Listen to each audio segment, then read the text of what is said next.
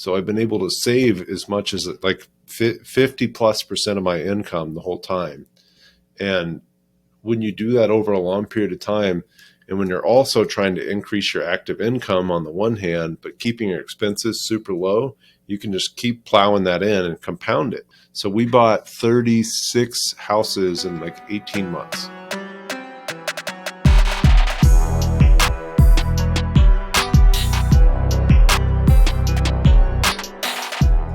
What's going on, guys? In this episode of the Collecting Keys Real Estate Investing Podcast, we have Jordan Moorhead, who is an agent and house hacking expert out of the Austin area.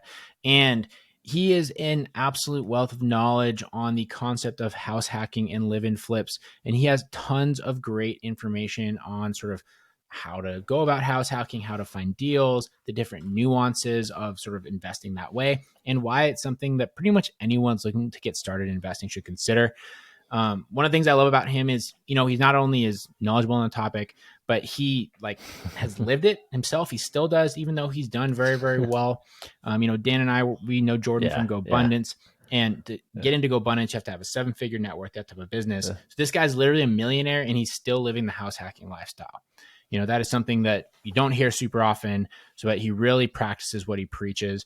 And, you don't find a lot of people that do that these days. So he has tons of great stuff to say about that. His team down in Austin also focuses on helping people find house hacks. So if that's something that you're interested in, you should absolutely reach out to him. He drops his contact information at the end of the show. And I spent some time working with his team down there back when I was trying to find an Airbnb down in the area. They're super great. The only reason I ended up not buying a property with them was for my own reasons. But I had a great time working with their team, so don't be afraid to reach out to him because he's got a great little operation going on down there. Anyways, guys, go ahead and share this show with anyone who has any interest in real estate, finance, or, just wants to grow wealth through real estate, because this is a great strategy to start doing it. And leave us a 5-star review. It really, really helps us grow the show. And we are putting a lot into this thing, and we want to get in front of as many people as possible. So sharing it, leaving a review are really small ways you can help us out. Anyways, guys, really great show today with Jordan. So enjoy this interview. All right. We are here with Jordan Moorhead out of Austin, Texas. Jordan, man, I'm super excited to have you on the show. I recently had a really great experience working with one of your agents down there in Austin. So he had high things to say about you. And if he's a reflection of who you are, I'm sure that it's that there's some good stuff going on there. So people who don't know who you are, why don't you give us a breakdown kind of your background, what you're working on, and all the things that you do in real estate. Awesome. No, thanks, Mike. And yeah, Devin, who you worked with, is awesome here. And hopefully he had good things to say about me, at least not talking trash behind my back. Well, I mean, he told me to tell you that. He slipped me some money, so he's trying to get some bonus points here. Okay. No, that's understandable. Awesome. So yeah, I am a realtor and a real estate investor here in Austin, Texas. I run a team here in Austin, and we mostly focus on real estate investors and house hackers. So I got to Austin by way of Minneapolis, Minnesota. I actually started investing in real estate up there, but I only bought one property in Minneapolis and started buying most of my investments in Louisville, Kentucky. This is actually where I'm originally from. My father's a realtor there. He has been for, 18, 20 years now. Totally could be wrong there too, so don't hold me to that. But he was a realtor there. He started sending me deals. After I bought my first house hack in Minnesota, I started buying there. I got tired of being cold in Minnesota, moved down to Austin. Before the move, I had sold my prior business. And I know that sounds sexy, but I sold it for essentially the amount of debt I had on it. So I got out of my prior business, started working as a realtor, started a team in Minnesota that also mostly work with house hackers. And we still sell some real estate up there too, but obviously I'm not working with any buyers there. Moved down here to Austin, continued to house hack, and continued to invest in other markets where the numbers made more sense. But just loved the house hacking strategy and just finally gave it up, actually. So did that for 6 years, and we just bought a house to do a live-in flip in and moved in this weekend. Oh, nice. There you go. That's sweet. So how long ago did you move down to Austin? So I actually moved down here first in 2016, right before I started investing in real estate. I didn't have any money. I didn't do it right. And I got towards the end of my money and said, hey, I'd been learning about real estate for years and said, I want to get started investing in real estate. I have a business that's still running in Minnesota that I've been filing tax returns on for years. I'm going to go back up there and buy my first rental property or buy my first house hack. Actually did that. Took me 4 months or so to find my first deal. Saw like 100 properties. My realtor hated me. Every morning, because I worked as a personal trainer, I would start working at 5. I would stop working at 8. And I would have an hour or two break. But every morning we would go and we would look at properties. So I really ran this guy through the ringer, found a great deal there. Again, lived there until 2018, moved back down here. The second day I was in Austin, I got in a really bad motorcycle wreck. So I'd bought my next house hack in Austin. I hauled all my stuff in by myself on like a Thursday. Friday morning, I ended up in the hospital. And then I went back up to Minnesota, came back down here in 2020, like coincidentally right when the pandemic started. Okay. Man, Austin just really does not like you. You're still there. Yeah. Trying to move down there and you just keep getting bounced out. Yeah, no, really. I mean, there was a time after I got in that motorcycle wreck where I said, hey, I'm done. I'll put up with the cold. I'll buy a condo and a high rise with heated parking. I'll get an SUV to deal with the snow. Like whatever I got to do, I'll just stay up here because I had a good business going up there and still do. But I was really jaded on Austin for about a year or two there. So is that your business up there is a real estate brokerage as well? So yeah, I've got a real estate team in Austin. We also work in San Antonio now, and then we also do some work in Minneapolis, St. Paul. Okay. Oh, you do up there. Okay. Yep. I mean, I got to say though, man, you kind of jinxed Austin. Like it tried to scare you away with a motorcycle accident, but you brought all the cold down because now they've had 5 once in a lifetime cold snaps in the last like 6 years. You brought it with you. Yeah, you brought it with you, man. No, that's cool though. So what brought you down to Austin at that point? Because that's before it was like the hottest area that everyone was moving to. Like it was definitely on the map, but I mean, Tesla wasn't moving there yet at that point. It wasn't somewhere that was the up and coming tech bubble that it is now. Yeah. I've always loved Austin. So I came here first in 2015 and like I had been doing the tour of all the up and coming cities in 2015, trying to figure out where to live. You know, went to Tampa, went to Charleston, South Carolina, Nashville, Atlanta, also all the areas that everybody's talking about in the Southeast, and came to Austin and said, wow, this is just amazing.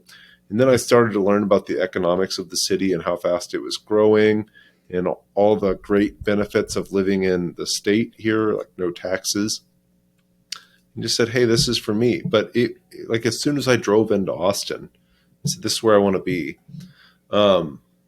There's so many more reasons. We were at a wedding this weekend, and my girlfriend said, the only way he's leaving is in a casket.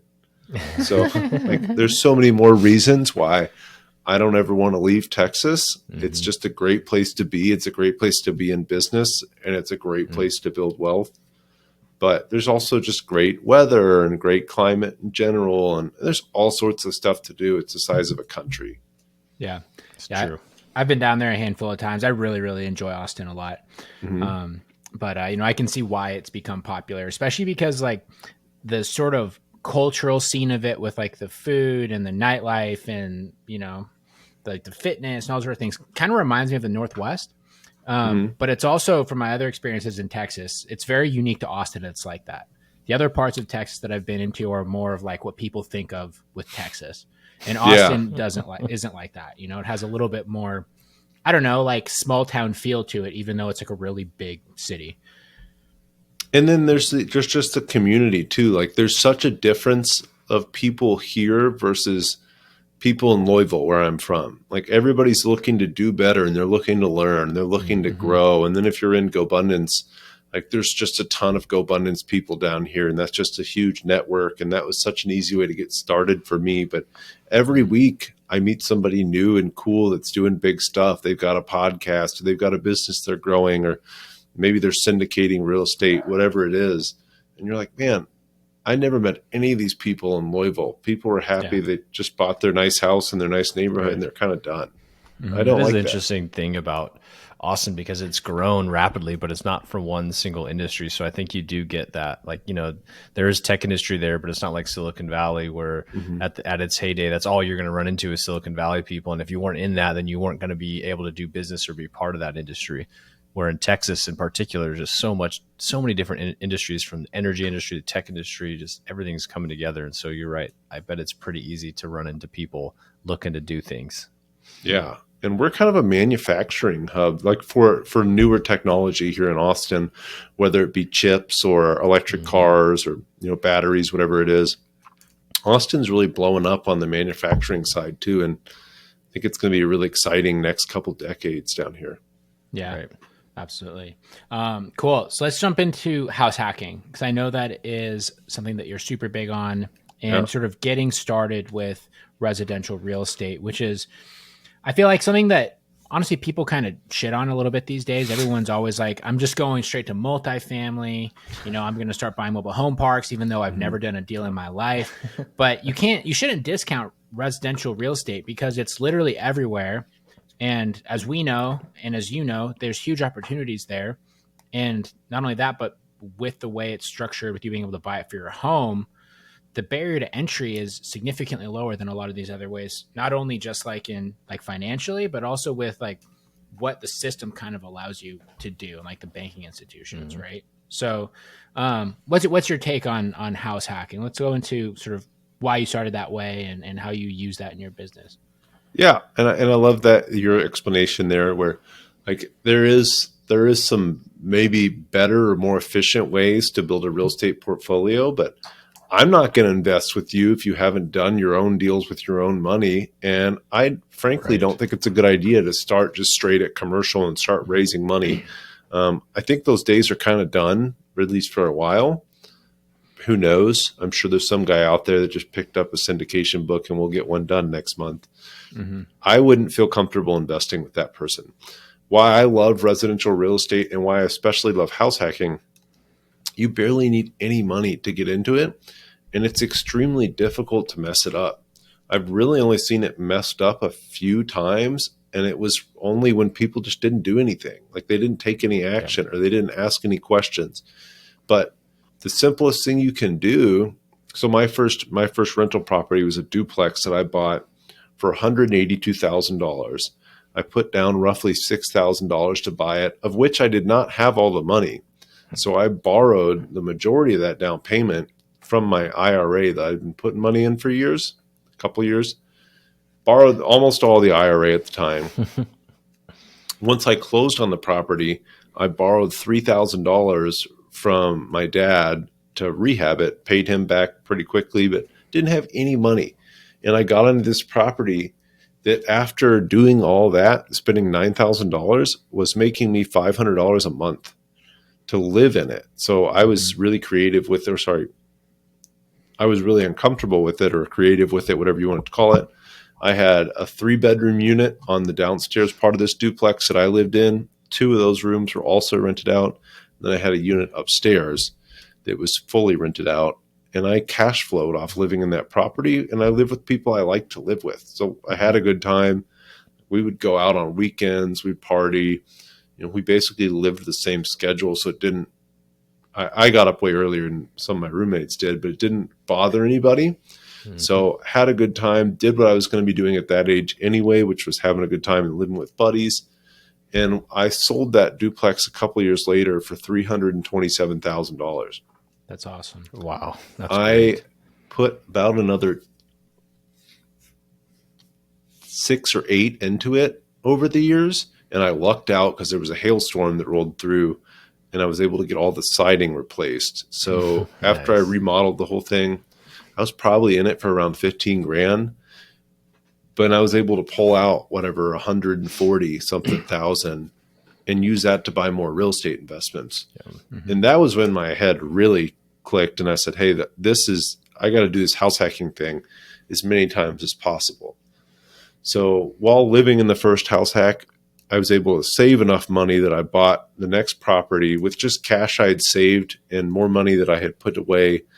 Because I got the bug, and I was saving tons of money when I was in it. Within 6 months, I bought my second rental property.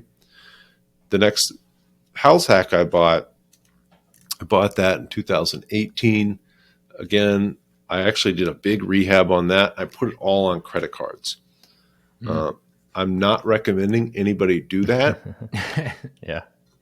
But I knew that I had the money to pay it back rather quickly because I had grown my business to a good point where I was making, $10,000, $15,000 a month, and I could pay down that $65,000 credit card bill I ran up, and I would pay it off and run it up again and pay it off. I got a bunch of Sky Miles off it, and Heck yeah. I bought that thing for $250, put 65 in it.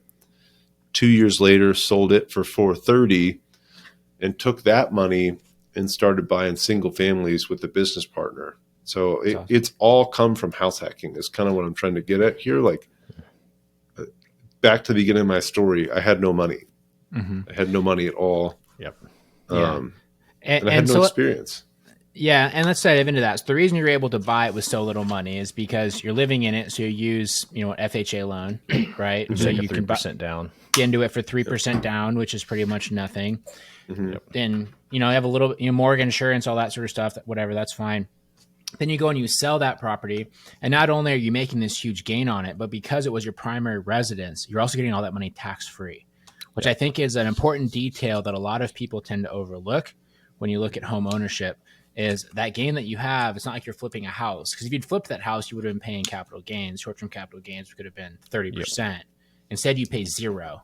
So I'd actually moved out of that first one too. So I'd moved out of it. I'd been living with, was a roommate in somebody else's house. So I'd been planning to move to Austin for a few years again.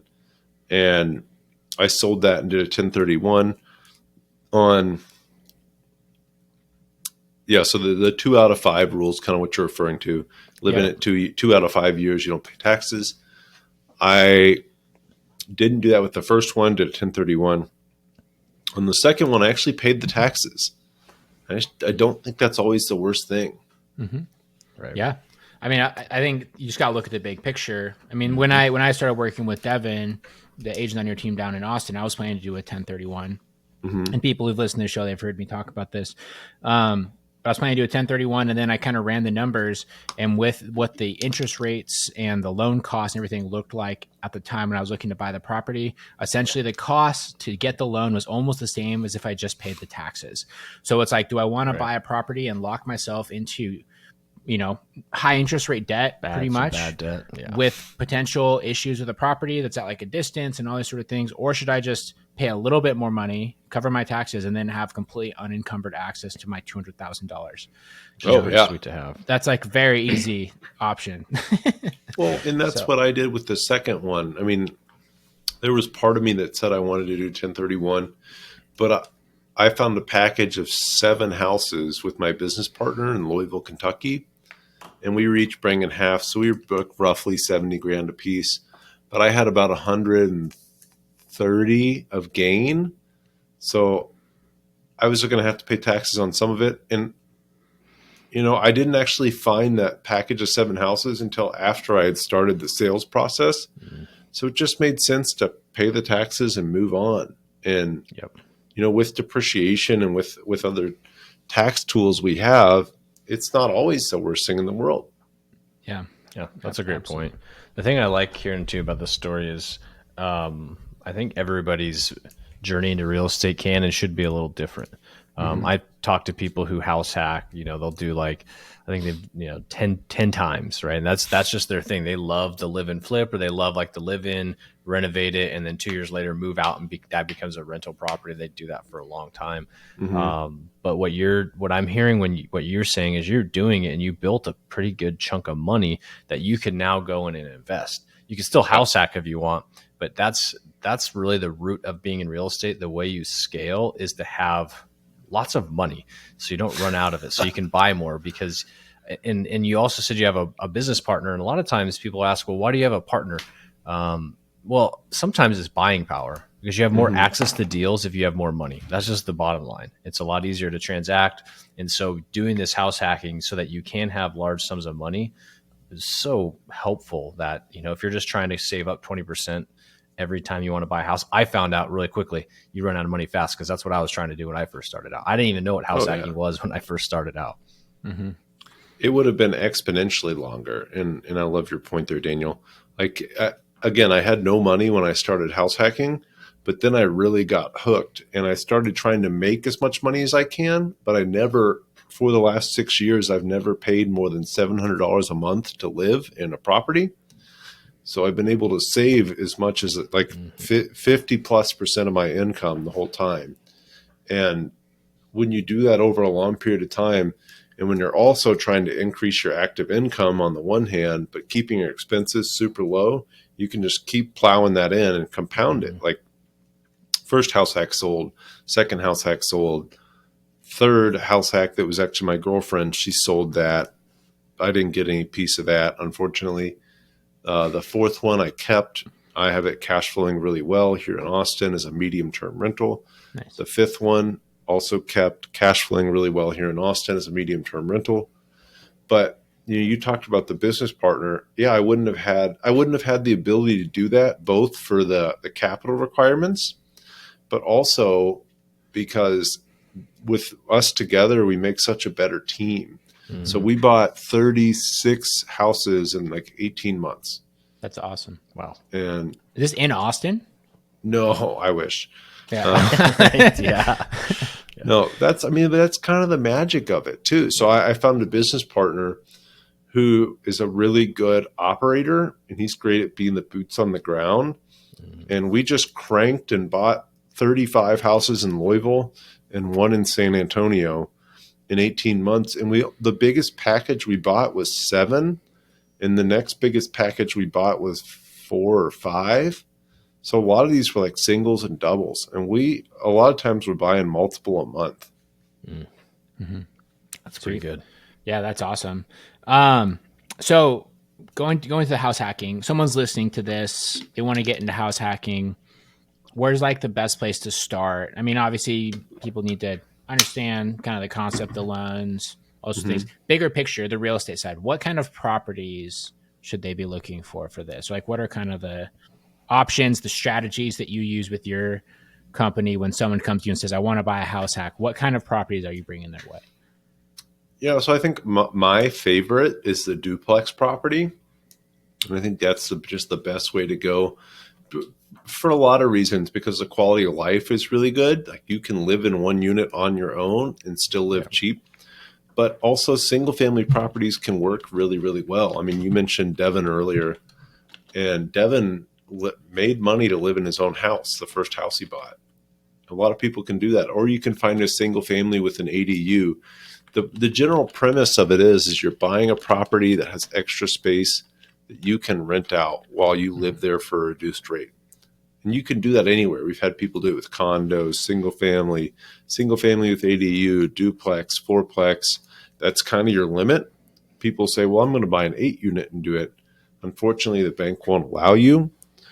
So what you have to do, and all you have to do, is figure out what general area are you comfortable living in. Mm-hmm. And it can't be hey, I only want to live in this neighborhood. That's going to make it pretty difficult, although you can't do it. But it could be, hey, I want to be on the north side of Austin within 30 minutes of downtown. Okay, that's no problem. We can do that. Okay, well, what kind of property sounds good to you? Well, I really want to live in a single family neighborhood because I want a yard and I want this, and that. Okay, that can work. But a duplex too, a lot of times people say, well, I don't want to share a wall. I've never heard anything from my other unit. Very rarely did you hear somebody dragging heavy furniture across the floor. It just doesn't happen. Yeah. It's always so bougie if you don't want to share a wall. Come on. I know. It's always so funny when people say stuff like that. Well, it's what's your alternative? You're going to go live in an apartment complex. You're going to share a lot of walls. Exactly. And I think a key point there is people get so tied up And that was kind of like a loaded question. I was curious to hear what you said, because you can house hack like anything, right? It all depends on your comfort level and what you want to live like. Dan, who was the guest that we had that talked about house hacking a studio apartment, where he literally he rented out the broom closet to some tech guy? Do you remember who that was? Yeah, was that Brad? Was that Brad? No, that was someone else. I can't remember who it was. Yeah, we literally had someone on this show though who talked about house hacking a single bedroom apartment, and they rented out like a 150 square foot part to somebody who like was like a computer programmer and just wanted a closet to sleep in and have a laptop, you know. And they were cool with that, like so in each other's space, but like that gave him so much financial freedom. And I think the biggest thing that a lot of people lose sight of, especially when they're young, they have independence, it is such a short-term thing for like such incredible long-term reward and upside. You know, like you can suck that up for 2 years and it can change your entire financial future forever. Yep. Yeah. You know, and you've got to learn how to manage your money. Like people, they say, oh, well, I'm going to get into commercial real estate. But it's like, hey, if you don't have any idea how to manage your money and manage a property, or just generally the basics of finding and funding a deal, you're going to have a really tough time. And it's so easy. It's like training wheels for real estate investing. Yeah, that's a great point too, because I always think about that when like you're selling a house to somebody that probably can barely afford it. And I always think like, well, can you afford to maintain this? Like maintenance of your property is a big thing. And so if you're moving into house hack and you have these aspirations to be a real estate investor, like that's such a great time though, because you do have to maintain a house and learn what it actually costs to have a property, learn how to do some of these things, and learn what you'd rather pay somebody else to do. You know, whether that's, you know, changing a toilet out or painting the walls, all these little things you can do to improve your property, increase the value, especially if it's a live and flip. I think that's just understated the value in that. And then it just makes you become a better investor later on down the road. Yeah. And then you're also learning, you know, how to deal with tenants, how to screen people, like the nuances of having tenants, right? Which is, you can never imagine some of the things that happen with tenants, right? So yeah, like that's a great way to put it though.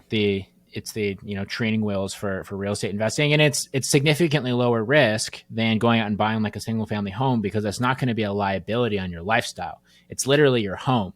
Worst case scenario, you have to pay your mortgage anyway, which like, you know, so it's like, there's no real issue there. Whereas if you have a single family home rental that goes sideways, now you have that on top of your own living expenses. Yeah. And then that's such a good point. Like, people get so caught up in the risks, and there's really not a lot of risks. I mean, like you just said, Mike, the biggest risk is you have to pay your own mortgage. Occasionally, maybe never. Yeah, exactly. It's no problem. You know, you were qualified to pay the mortgage anyway. It's not a huge risk. Exactly. So this is typically what you hear is people doing this when they're younger. And they, you know, have all the freedom in the world, even though they may not know it. I think they say like youth is wasted on the young kind of situation for most people.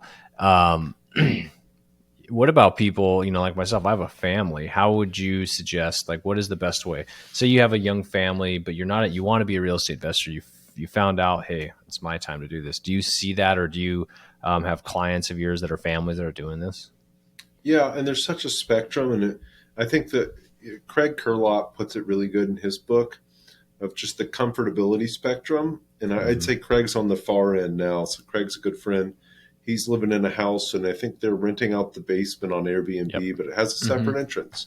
Yeah, like, he's up where we're at, up in this area. He lives about 20 minutes from us.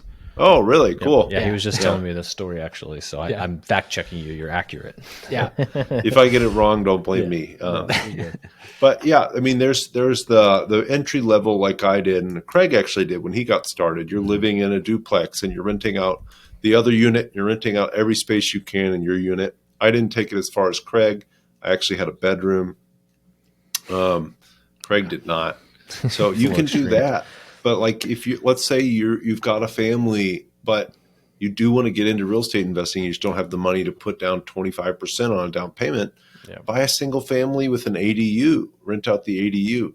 buy a single family you can fix up and sell later. Like I think that's a way of house hacking. Yep. I know that house hacking is renting out a part of your property, but a live and flip is just as good as a house hack, in my opinion, because 2 years later, maybe you made $100,000. Now you've got the money to put 25% down. Yep. Yeah. And I've met several people, to your point on that one, that do have families or start a family while they're doing this. And their whole goal is to buy distressed properties, fix them up, sell them for a profit, move into their next one. And really they're doing it just so that they can finally afford their dream home. But really they're house hacking all the way up till they get to that point because they're adding all that sweat equity into their property. Mm-hmm. And I think about me, like I'm at a point where I don't have to house hack. Would I benefit from it? Maybe. But I think about, like, if I was to move to a new city, I might think about something like that. Buy a property that I know I can convert into a rental, or buy something that needs a little bit of work because I know I can get the work done. Something like that as I'm venturing into a new part of, like I said, a new city or something like that. That's probably where I would most likely do it, as somebody that A, doesn't need to just financially, and B, somebody that like could still benefit from it. Yeah. Oh yeah. And something else too on the live and flip spectrum is you don't even necessarily have to move into like a real dumpy property. So my wife and I, we like accidentally almost did like a live and flip when we bought our first property here in Spokane. We bought a new construction split level. Okay. And we basically were going through the numbers, and the cost to finish the lower level of the house was like an extra $60,000 on the house, on the purchase price. And I was like, that seems like way too much for what they're doing. And so we bought it for, $60,000 cheaper. And we went and spent the next year, like literally watching YouTube videos. Dan came and helped me hang drywall back in the day. I remember that. Just like learning how to put the stuff together. We did drywall, we did flooring, we did paint, finished it out. Then we went to refinance our house. We've now added 1,000 square feet to our brand new house. And the thing appraised at that point, the market had gone up for like $85,000 more than we bought it for. So we pulled out a huge amount of cash, right? Basically, saved 50 grand. It cost us like 10 grand to do the whole thing, doing the work ourselves. Saved all that money, pulled it all out. And that was like kind of our part of our nest egg to start investing in real estate, So there's so many different ways you can approach it, and you just kind of have to think outside the box a little bit. But. Yeah. And I think, there's so many different ways you can do it, and it does become kind of addicting. So I got to the point where I'm a realtor. I'm putting 3 to 5% down on a property by property. Coincidentally, the real estate commissions in Texas are 3% most of the time. So I bought my last 2 house hacks in Austin for 0 money down. I actually got paid at closing. And that was really hard for me to give up. But I'm at the point where I don't need to do it anymore. And a strategy, we did our goal setting for the year 2022. A strategy like live and flip got us closer to our goals than buying another house hack. So it was really hard to kind of break the habit of house hacking because it's worked so well. But you can do other strategies like the live and flip. And our goal in the long run is to buy a really nice property in the area we want to be in Austin, which is not cheap, but to buy a property with an ADU so we can then subsidize that mortgage too. There we go. I love that strategy. Yeah. And it's almost like the stack strategy, like you hear Brand Turn talk about, where you buy like 1 property, then you buy 2, then you buy 4, but you kind of just do it in like grades, right? So you kind of start with like the lower quality duplex that you live in, you make that money, then you can live in like a little bit of a nicer one that you house hack, then you buy the live and flip, and then you sort of move up to like the nicer live and flip, because you could theoretically do a live and flip in like $1 million property just fine. Oh yeah. You just have to get it for the right price point and just understand the differences in renovation that you're going to need to do. Right. And so Brandon himself still lives in a triplex, I believe. Like but in Maui. He lives in a complex. It's not really a triplex. Yeah. Have you seen the photos? That place is sick. I've seen them. Yeah, they look pretty legit. But that's the point. Like you can do this, and just like you said, Mike. Like we want to buy a really nice property in a really nice area, but we want to buy a really nice property. A nice property in a nice area, but we want to buy a property that's extremely distressed. If we can spend 100 or 200,000 on and add 400 to 500,000 of equity, and then get that ADU that pays down the mortgage for us. Yes. Yeah. I think the thing that the real point to be made here is back to my comment earlier about needing money to invest in real estate. At the end of the day, especially when you're young or you don't have a large net worth, like, or you're in growth phase, I should say that, because net worth can be relative to people.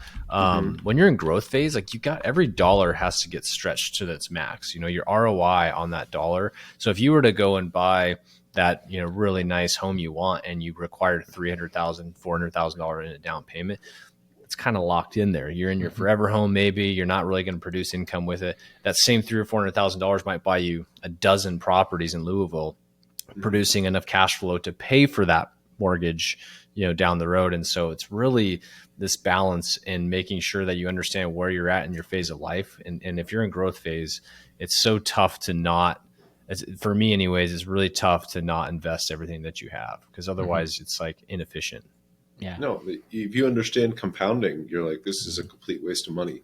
Right. I'm locking it up in this thing that's not going to make me any money for a long period of time. And I think that's the biggest mistake or sin that people make, is they say, oh, I made it. I'm going to buy my first house and it's going to be a $350,000 or $400,000 house, but they can barely make that payment.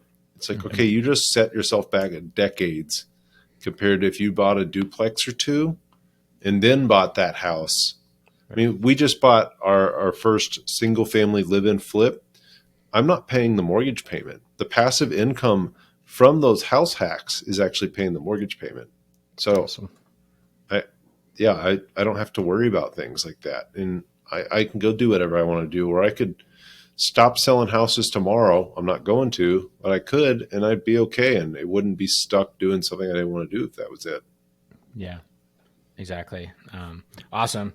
Well, good stuff, Jordan. I really like the insight on this. It's a unique conversation that we haven't had yet on the show. And I love the fact that you've done it at such like a wide range too. Yep. Cause we've talked to people that are like, oh, I did like a house hack once and then I decided I didn't want to do that anymore. And that's cool. That's a great way to get started, but you're actually truly walking the walk, and now you're carrying that into how you run your business too. Yeah, well, and recognizing that it's not the only strategy, right? Exactly. House hacking is not the only strategy, and people get stuck into that. Where Mike and I know people, we were talking about it earlier, actually. Like, why is this guy house hacking? He's wasting his time and his money because he's very wealthy. He doesn't need to do that. He should be putting it somewhere else and using his very high active income salary to keep reinvesting. Yeah, it's addicting. Yeah, I got there. I got to the point where it wasn't really getting us closer to our goals. But I think, like both you guys just said, it's a tool in a toolbox, and there's a million ways to do something, but there's also a million ways to house hack. If you don't have a high net worth, or you don't think that you can do it, I know there's a way you can do it. People want to reach out. I would love to talk to them about that. And I'm always interested in finding what strategy might work for you. cool. Awesome. And we'll get your contact information here in just a minute too, because I'm sure it has people that would want to reach out on that. Absolutely. Perfect. Awesome. Well, while we start to wind down the show here, we have our 3 questions that we ask every guest that come on the show. So the first question, which is always the group favorite, is what is your craziest real estate investing story? And this can be a big win. It can be a crazy tenant. It can be a crazy closing, whatever you got. The only rule is you're not allowed to talk about finding a corpse in a property, because we had like 5 of those in a row a long time ago, and it just got really depressing really fast. I bought a property that didn't have a proper foundation. Ooh. And I went through a couple of years of buying real estate just very aggressively and not always taking the advice of the inspector. So I bought a property and the inspector said, hey, something's wrong with the floor. I have no idea what it is. I can't see through the floor. And I said, oh, whatever, we'll figure it out. Turns out they had built it with just slab on grade, which is like the beams on the dirt. Yeah. And I sold it in the hottest market ever and said, hey, it's slab on grade, but I would not buy that property again. I wish I would have held it for another year, but I wouldn't buy that property again. Same thing. I got to say, like, listen to your inspectors, listen to the experts. They're there for a reason. Yeah, man, yeah, that would not fly up here. I don't know. Well, I guess No Mike way. and I did. We did buy that, actually. Now that I'm thinking, we bought 2 cabins that were like that. That were like supposed to be proper homes. Bro, no, dude, those were like Lowe's sheds that had been They outfitted were, with plumbing. but I know, but they were sold as like full properties. So I guess we sold them did for do that. $300,000. I know we did, but I'm thinking like that would not like, it's just different markets. Like people would freeze to death if that's how their homes were built up here. Yeah. Mm-hmm. So what was kind of like the issues with that? Because I know that foundation issues are really common in Texas in general. So like, was that like what happened with the house? Like, was there just tons of like settling all the time? Were there like water issues? Like, what went on with it? There wasn't any major issues that happened all the time. Shortly after I bought the house, I had to replace the floor because it had started to get soft and kind of rot out. Mm-hmm. And I remember I actually made my way on to like one of those call-in Bigger Pockets podcasts in 2020 when we all thought the world was going to end. This was actually towards the middle of 2020. And Jay Scott, I asked a question. Jay Scott said, "Hey, now's the time to sell your losers or sell your weird properties." So it was just in my head, I was thinking, I don't know when this is going to be a big problem again. And I know right now is a good time. So nothing horrible happened. I've had fairly good luck. We've had some just obviously stuff go wrong with properties, but nothing crazy. And I said, "Hey, I'm going to sell it while I've got the chance." And I'm glad I did. Yeah. And especially 2021, that was the time to sell anything that you had that was weird. You know, you could literally put a refrigerator box in the corner and sell that thing for $100,000 back then.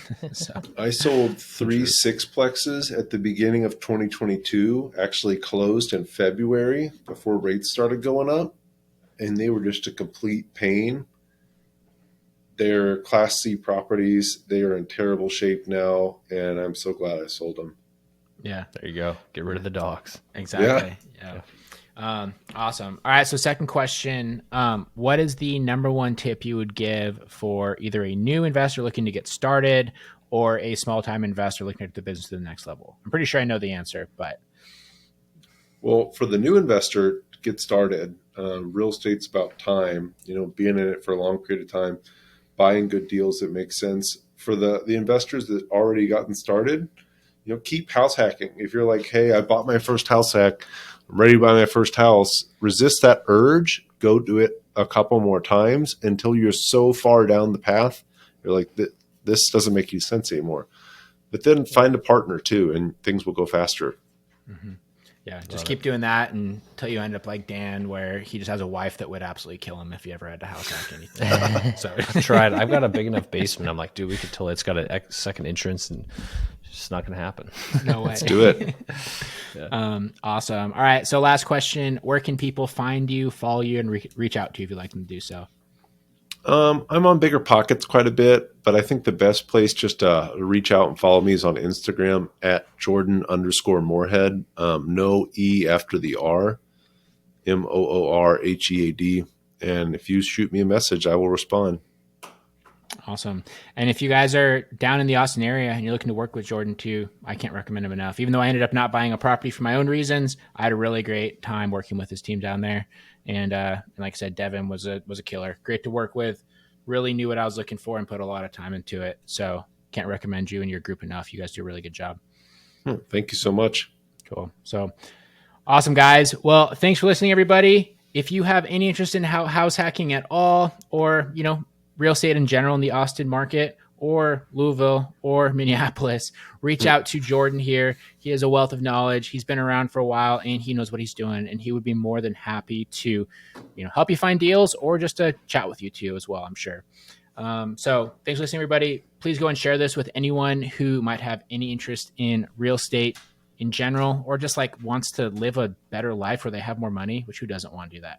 If you have a friend that's like always complaining about not having opportunities to, be wealthy, here you go. Give them this show. All you need is $6,000 in a duplex. It's a reasonable price, which Jordan can help you find. So, but do that and go to collectingkeyspodcast.com/free.